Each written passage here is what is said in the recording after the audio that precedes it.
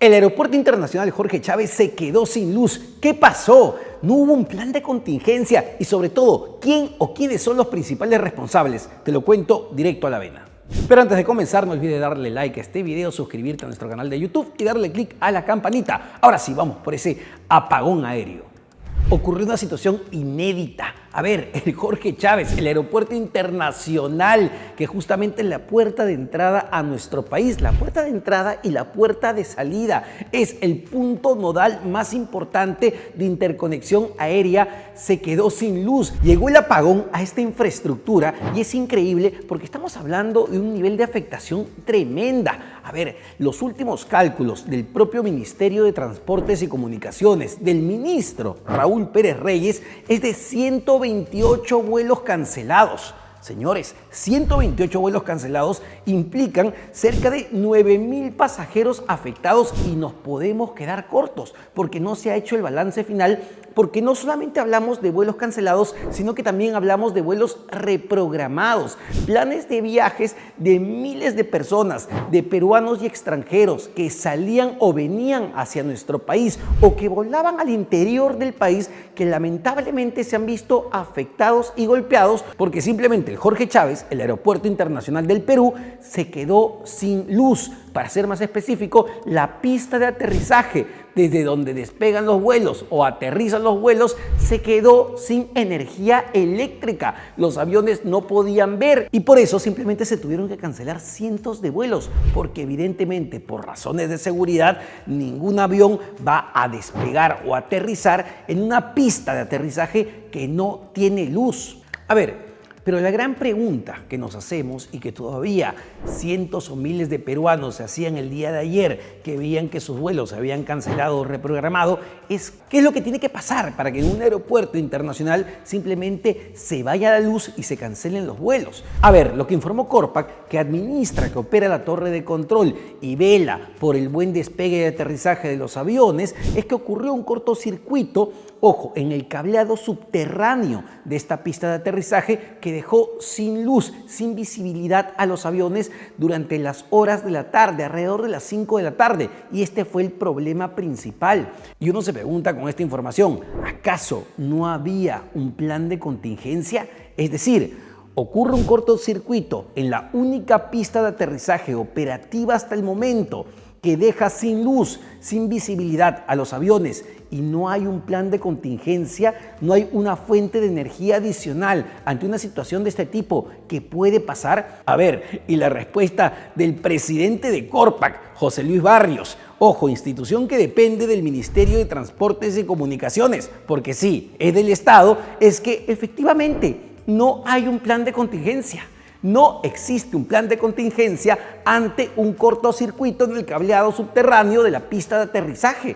Y esto es increíble, porque insisto con esta idea, hablamos no de cualquier infraestructura, sino de una infraestructura estratégica clave como el único aeropuerto internacional que tiene el Perú. Hablamos de la puerta de entrada y de salida a nuestro país y ese aeropuerto no tiene un plan de contingencia ante un corte de energía eléctrica producto de un cortocircuito en el cableado subterráneo de la pista de aterrizaje. Y otro dato llamativo con todo esto, tampoco existe un plan de mantenimiento a ese cableado subterráneo. Y la pregunta que nos hacemos es ¿por qué?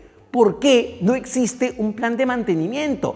O sea, ¿qué le hace pensar o qué le haría pensar al presidente de Corpac, al ministro de Transportes y Comunicaciones, Raúl Pérez Reyes, que no hay que mantener justamente la infraestructura clave para el despegue y aterrizaje de los aviones? Y cuando hablamos del mantenimiento a la infraestructura, en este caso esa pista de aterrizaje, hablamos pues también del cableado subterráneo.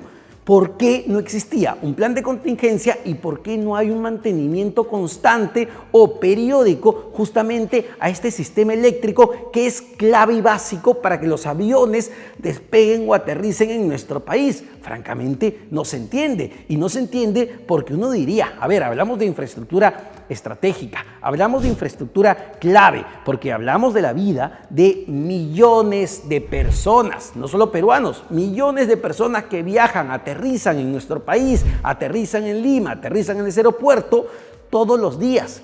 Entonces, por códigos de seguridad, por códigos de operatividad. No se tenía que estar manteniendo justamente esas redes y ese cableado subterráneo para que no pase lo que pasó justamente esta semana. A ver, el propio presidente de Corpac informó lo siguiente, que este cableado subterráneo viene desde el 2010 y que nunca, estamos 2024, ojo, esto se instaló en el 2010, pero nunca se le ha hecho un mantenimiento. Insisto, la pregunta es, ¿quién es el responsable de hacerle el mantenimiento? Y bueno, el responsable evidentemente es Corpac, porque Corpac, insisto con la idea, es el que opera esta torre de control y el que vela por el buen funcionamiento de esta pista de aterrizajes. Entonces la pregunta es, ¿quién es el responsable de lo ocurrido justamente el día domingo por la tarde? ¿Quién es el responsable de que el Jorge Chávez se haya quedado sin luz y que 128 o al menos 128 vuelos hayan sido cancelados y cerca de 9,000 pasajeros se hayan visto afectados? Pero las cosas no quedan ahí, porque claro, nadie quiere asumir responsabilidad. Y lo que ha salido a decir tanto Corpac como el ministro de Transportes y Comunicaciones, Raúl Pérez Reyes, en medio de este desastre, porque sí, es un desastre, es que el responsable es LAP. Es el concesionario que justamente opera la infraestructura del aeropuerto internacional. Pero hay que detenernos en este punto.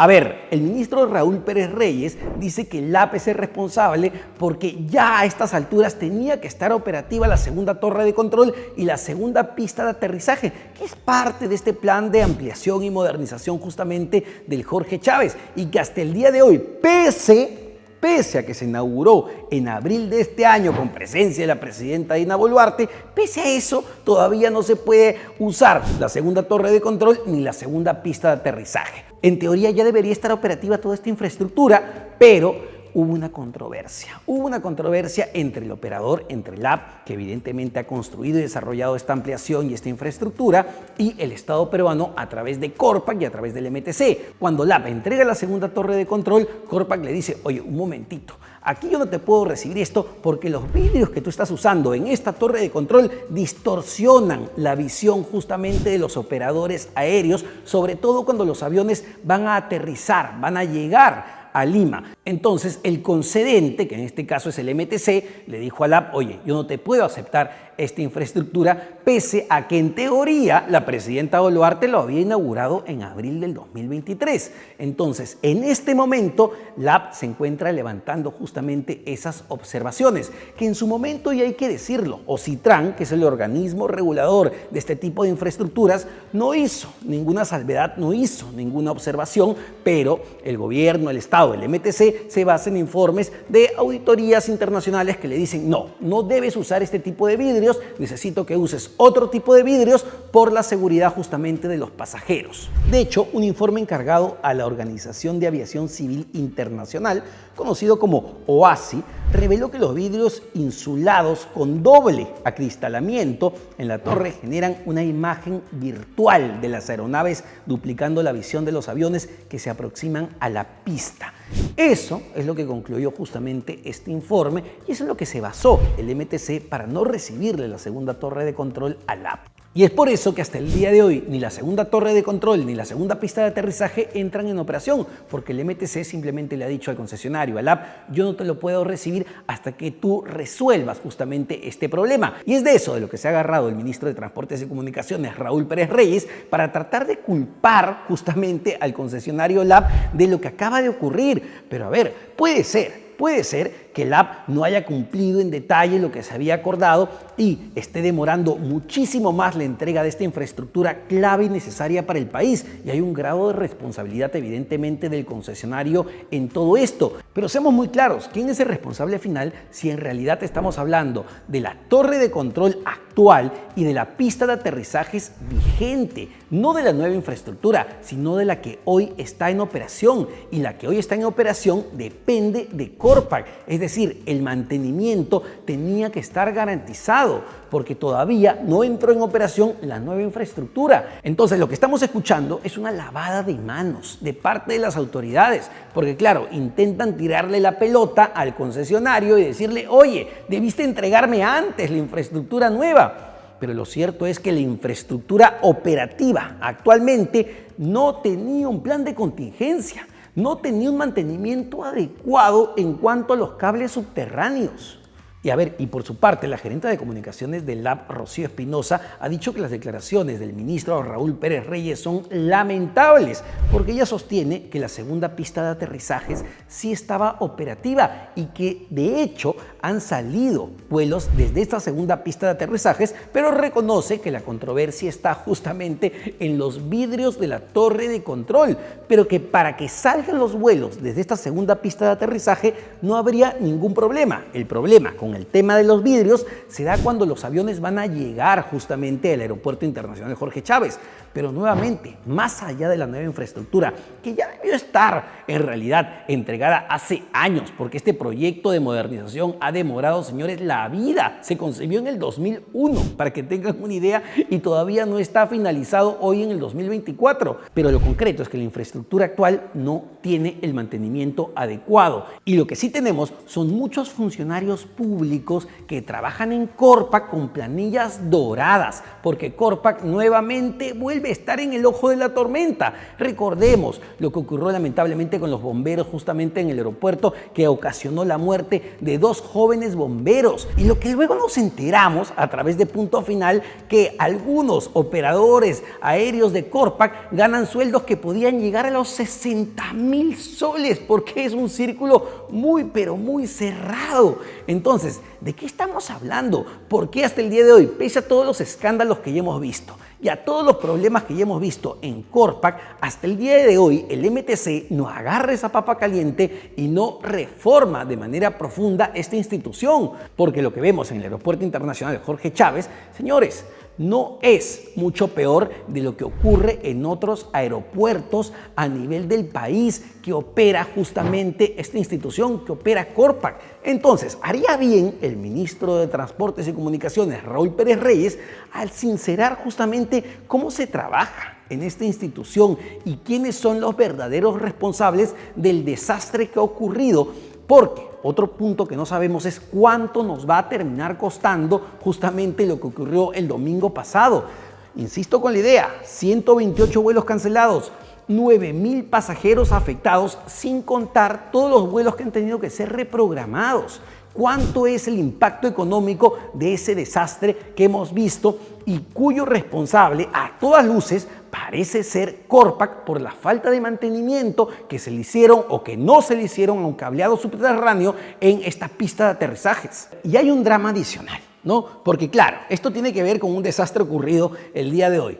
La pregunta es, ¿todo esto va a mejorar cuando se entregue la nueva infraestructura? Ojo, la fecha programada para la entrega de la segunda pista de aterrizajes de la nueva torre de control está programada para diciembre, enero del próximo año. O sea, no falta absolutamente nada. Es lo que se cuestiona al menos desde la TAM, que es el principal operador en el mercado. Y no solo es el único punto en cuestión, sino qué va a pasar con el precio de los pasajes cuando se entregue justamente esta infraestructura. Y lo que advierte la TAM es que el precio de los pasajes va a subir cuando se entregue esta nueva infraestructura, porque en los contratos justamente de concesión se ha establecido que la tarifa que se le cobra por impuestos a los pasajeros va a entrar a revisión.